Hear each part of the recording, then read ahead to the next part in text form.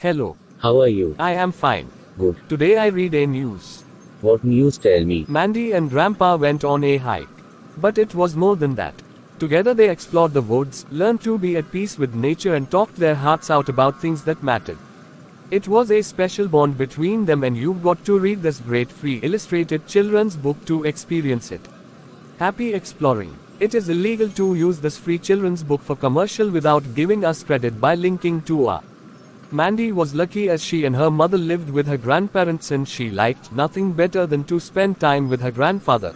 You see, he was always making something and she enjoyed watching, learning, and sometimes even helping him finish whatever he was doing. Good. Grandfather, what are you building in your workshop today? Mandy asked. She giggled as she said, "It looks like you're playing with two long sticks." "Well, Mandy," he said, "I am going to make two walking sticks with your help, one for you and one for me. Then I have a surprise." "All right," Mandy shrieked. "Where do I start?" After some time, Mandy, with her grandfather's help, finished the walking sticks. They were two of the most beautiful walking sticks she had ever seen. With the bark removed, they were sanded smooth and each had a funny-looking face carved in them. "These are really nice," Mandy said. "But just what do I do with them?" "Ah, that is the surprise, granddaughter," he replied. "Tomorrow morning we are going on a hike in the woods and those walking sticks will help make the hike easier. So now it's time to clean up and go to sleep so we are well rested for the hike." Nice. The next morning, Mandy did not need an alarm to wake her. She was up, dressed, and ready to go as the sun rose and the day began. She went to the kitchen and saw that her grandfather was busy packing sandwiches, water, snacks, and other items into their backpacks. "It looks like we are gonna be hiking for a long time," Mandy said. "It will be an all-day hike," he replied. "I think we have everything, so grab your walking stick and let's go." "What about breakfast?" Mandy asked. "Oh, did I forget to mention that we are going to stop and have breakfast at a diner?" he said with a smile. Their journey began. After a great breakfast and a long drive, they arrived at the base of a mountain and the beginning of the trail. "This is beautiful," Mandy said. "Just where are we hiking?" "To the very top of the mountain where we will have lunch, rest, maybe take a swim, and then hike back down," he replied. "Swim?" Mandy said excitedly. "Is there a lake on the top of the mountain?" "Yes," her grandfather replied. "There is a pond surrounded by big flat rocks.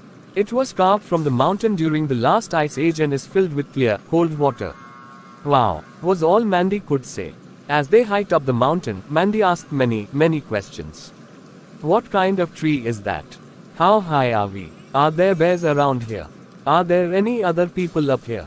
What do we do if we get lost? Are there snakes? And of course, are we there yet?"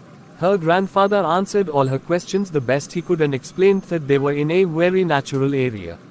Not many people, all sorts of wildlife, even bears.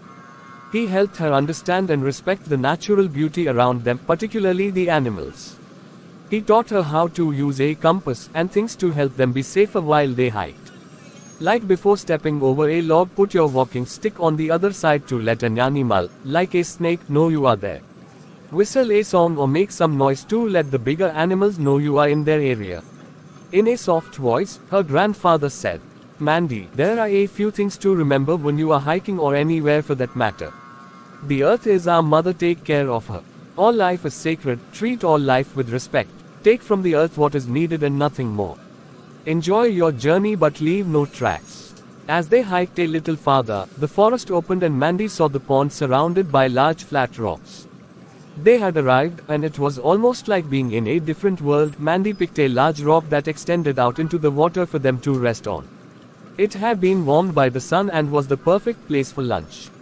As her grandfather unpacked their food, she leaned over and wiggled her fingers in the cold water. Immediately several small fish came by and nibbled at her fingers.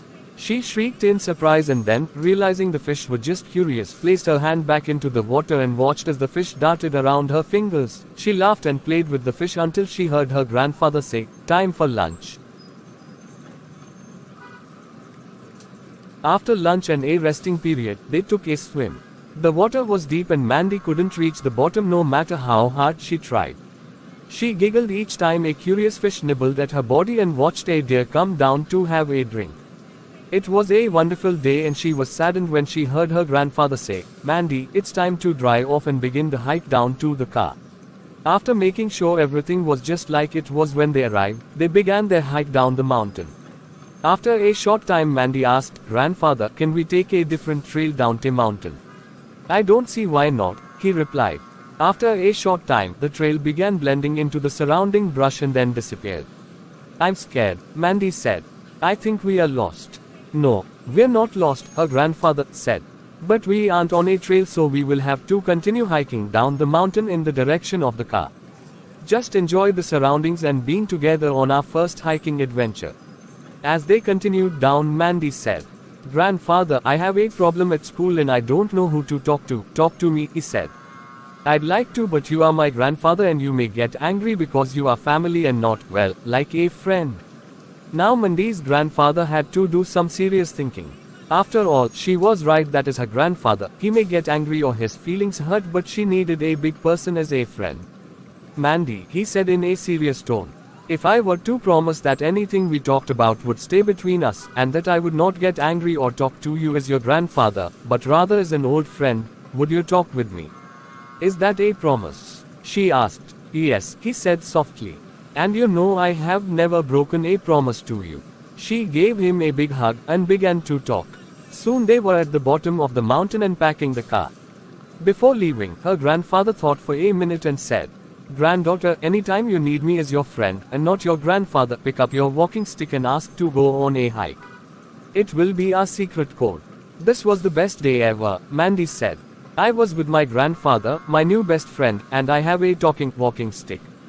Wow, nice story, yaar. Good, thank you.